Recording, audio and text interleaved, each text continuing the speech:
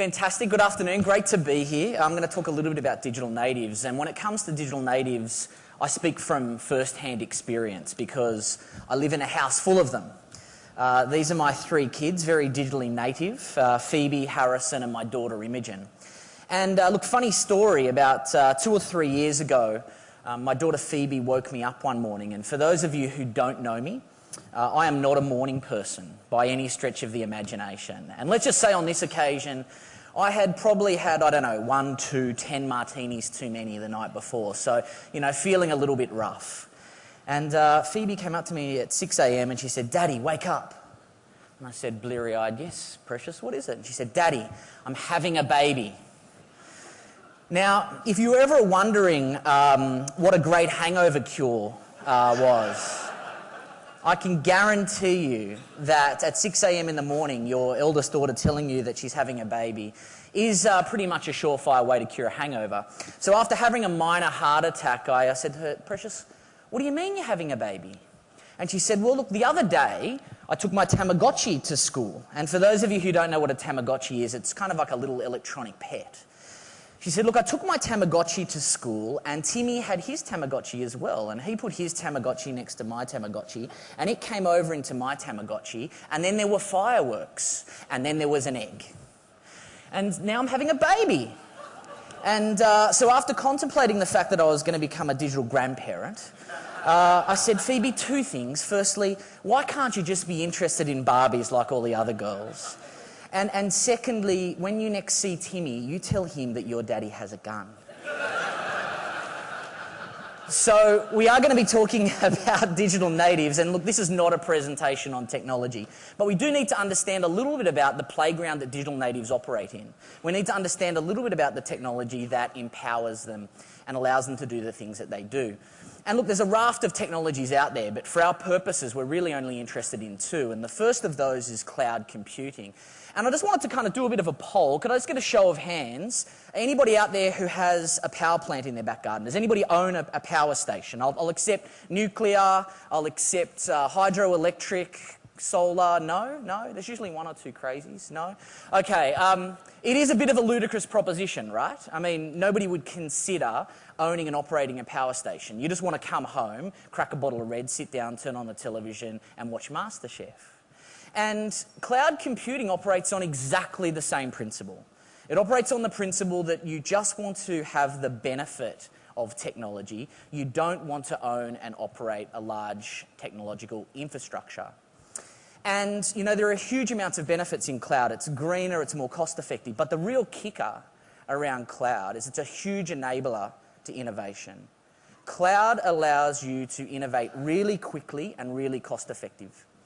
And if your innovation or your business goes well, then you can scale your technical infrastructure almost infinitely. And digital natives are really experienced at harnessing the power of the cloud. They know that 3 of them sitting in a garage innovating using cloud computing probably have better technical infrastructure than most of the major corporates in Australia. They know that whilst the technology is important, it's more about getting the technology out of the way and focusing on the outcome and focusing on what you do best. The other interesting shift in technology is this shift towards crowds, towards social computing, and it's more than just Facebook and Twitter. Underlying this phenomenon that is social is really this unprecedented access to information. The mobile phone that you have in your pocket allows you to essentially have the internet at your fingertips. It allows you to have unprecedented access to knowledge. And the technology also allows you to build community and to find people like you and to talk about your weird and crazy hobbies or to talk about products that you're interested in. And then lastly, the thing that's supporting crowds so much is that we're really seeing the democratization of content production. Once upon a time, it used to be the exclusive domain of the very rich or the very powerful. Now anybody with a computer can quite easily publish information to a wide audience. So we're seeing this shift in technology, but it's having a real impact on people. We're seeing the technology impact society in really interesting ways. And the area of society that is most impacted are those who have been completely immersed in the technology from the moment they were born. which is pretty much anyone under the age of 34.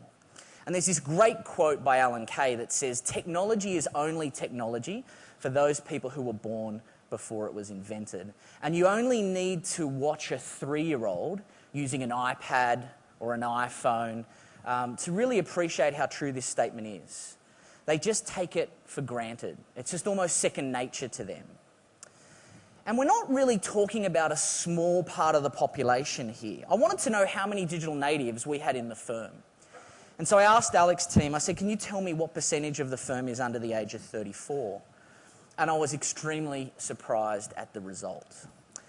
75% of our firm in Australia are digital natives. We have approximately 3,100 digital natives in the firm. What an amazing opportunity, but also what a challenge. Because in order to effectively engage them, you need to understand what makes them unique. You need to understand what makes them tick. They have a unique set of characteristics. And the first of those unique characteristics are they are extremely meritocratic. Digital natives respect knowledge and skill, not position and title. And they self-regulate that in their own communities.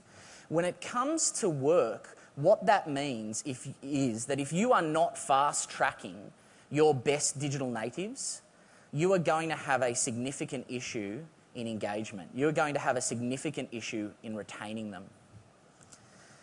The other interesting characteristic about digital natives are that they are extremely famous. They are the centre of their own world. With the advent of things like Twitter and Facebook, they're used to being surrounded by their friends. They're used to this concept of micro-celebrity.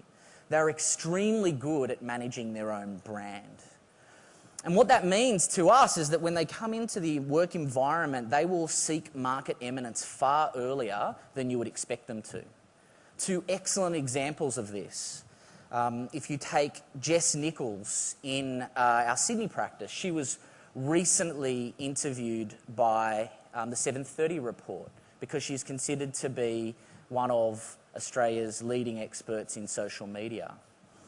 And you look at others in our firm who've got over 4,000 followers on Twitter. They're social media rock stars. And so the real secret here is to just harness that characteristic, put it to work, get them out there building points of views, creating white papers, building eminence for themselves and for the firm. Don't try and fight the characteristic. But you can forget about trying to engage them through email and voicemail. That is just so last decade. Really, it is about SMS. It is about IM. It is about social media. They use those technologies like most of us use the telephone. So if you're going to engage them, you need to engage them in the means of communication that they find most comfortable. And all of this technology and unprecedented access to information means that they're an extremely empowered group of individuals.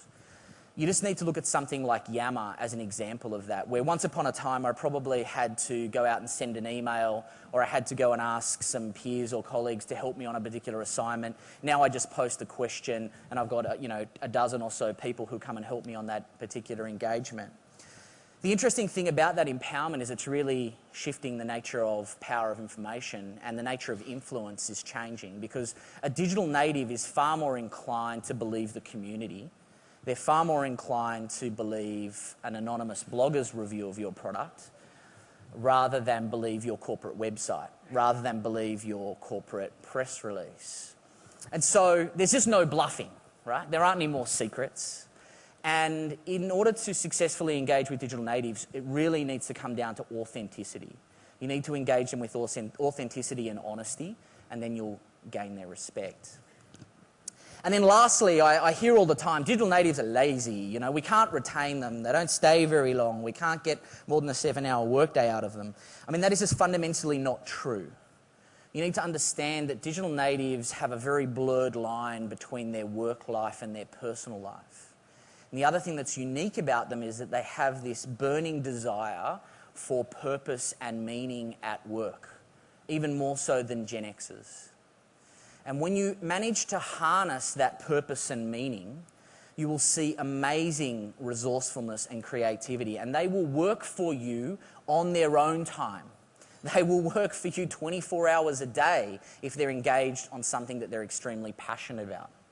And a great example of this is the redesign of the Qantas boarding pass that one of our grads did, Jordan Sim.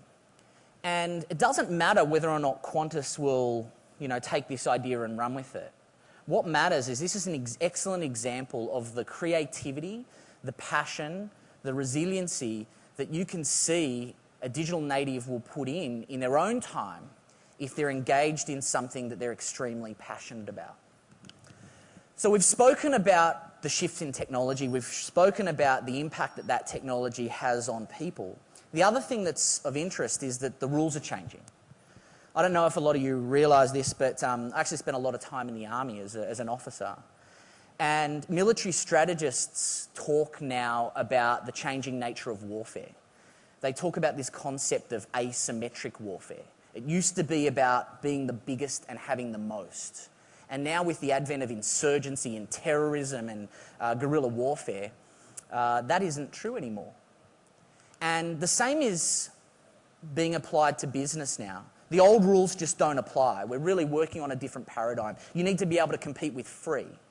You need to understand that agility, adaptability, and the ability to be flexible in your strategy is actually starting to trump old world paradigms around, very detailed business planning.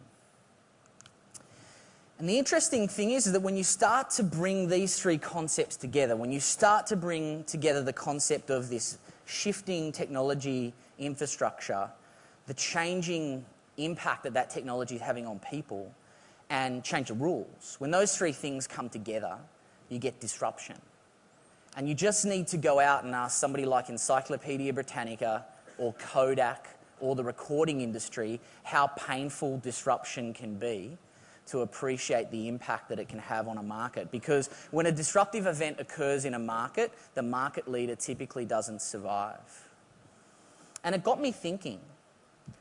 Professional services is no more immune to disruption than any other industry. And I just want to explore that for a second, because let's just take a hypothetical consulting engagement. Let's just imagine a consulting engagement about $1 million worth of NSR. By the way, if you find any engagements with $1 million of NSR, it's jpride@deloitte.com.au. It'd be fantastic. But let's imagine $1 million worth of NSR delivered over 3 months. And a typical consulting engagement, data gathering, analyse the data, produce the reports, the 3 kilo, 3 inch thud factor consulting deliverable. Now, imagine, if you will, a fictitious competitor. And let's imagine that that competitor could deliver exactly the same service for 10% of the cost. Let's make it worse. Imagine that competitor could deliver exactly the same service in a quarter of the time. Actually, let's make it worse. Let's imagine that that competitor could deliver exactly the same service in a far more superior way than we could. Let's assume that the end product was far more compelling in the eyes of the customer and that they were far more satisfied with it.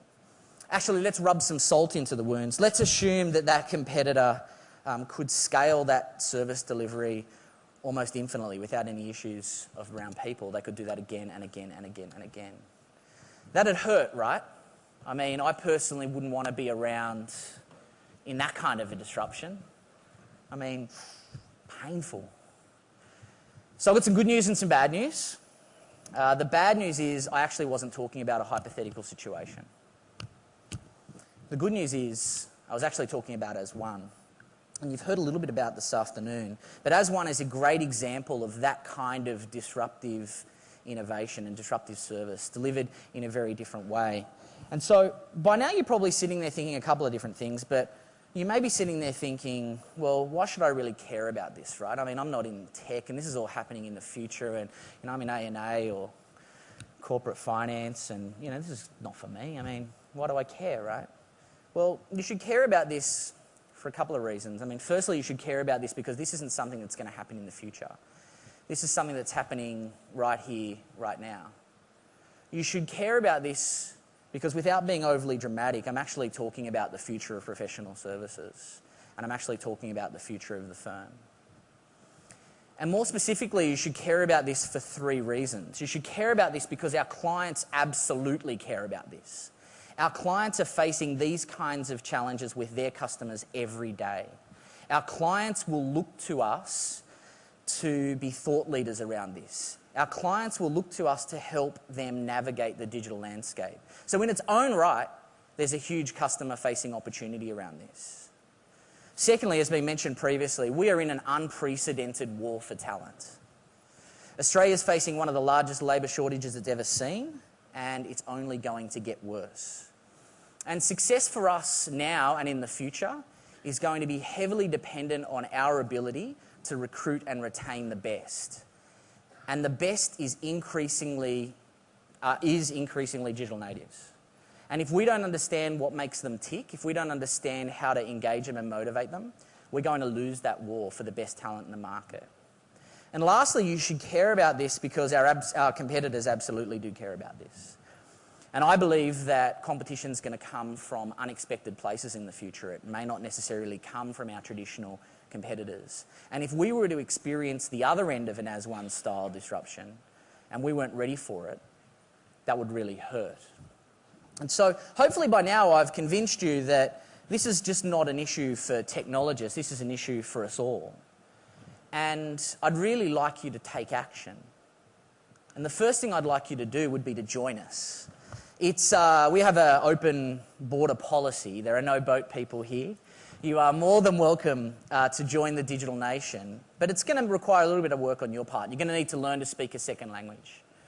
You're going to need to educate yourself. And it's not that hard anymore. The technology's got to a point where it's very easy to use and understand. So, my recommendation would be to go out and buy an iPad or an iPhone or an Android phone and get hands on the technology. If you're not on Yammer, get on Yammer. If you are on Yammer and you're lurking, say something.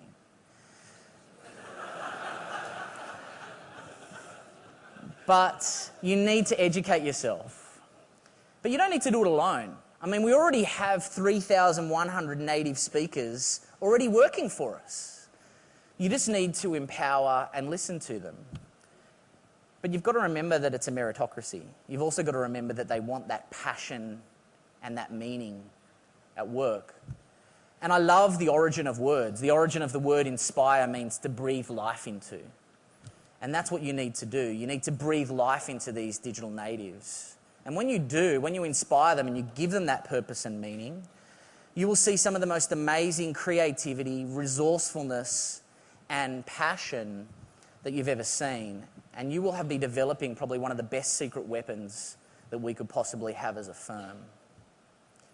And lastly, I want you to think like an entrepreneur. I want you to think about how you'd put yourself out of business. I want you to think how you would face a disruptive service like this. And then I want you to turn it around. I want you to think about how you would do the reverse, how you would be disruptive. And I'll give you a tip. It's more about the how than it is about the what. The how is what differentiates us. And when it comes to the how, it really comes down to design thinking principles. It comes down to thinking more like Apple, about thinking more like IDEO, about thinking about customer experience. And I challenge you that when you go back to the office on Monday and over the next 90 days, you think about one service that you could take to market in a disruptive fashion. And if you need help on that, give me a call. So I'd like to leave you with the thought, you clearly have a choice. You might not have a choice to be a digital native, but you can certainly choose between being a digital immigrant or a digital refugee. And I hope you choose to be a digital immigrant. Thanks very much.